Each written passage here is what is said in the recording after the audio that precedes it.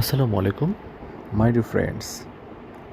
জীবনকে উপভোগ করতে অনেক কিছুই দরকার আছে। অনেক সম্পদ, অনেক বৃত্ত, অনেক ক্ষমতা। আমার তো মনে হয় না।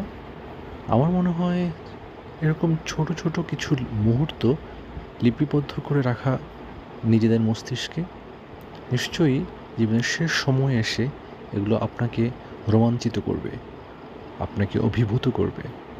আপনি হারিয়ে যাবেন পিছনের সেই ফেলে আসা মুহূর্তগুলোতে। তাহলে কেন জীবনকে এত জটিল করছি আমরা? আমরা কি পারি না খুব সুন্দর, খুব স্নিগ্ধ ছোট ছোট মুহূর্ত তৈরি করতে? আমার মনে হয় তাহলে কেটে যাবে সব রোগ, শোক, বালা, সব কিছু থেকে দূরে থাকা সম্ভব। যদি মানসিক শক্তিকে আমরা আরও বেগবান, আরও স্বাস্থ্যবান, শক্তিশালী করতে চাই, তাহলে অবশ্যই আপনাকে সুন্দর মুহূর্ত তৈরি করতে হবে। জীবনের খুব কাছের প্রিয়জনদের সাথে এরকম সুন্দর মুহূর্ত তৈরি করতে হবে।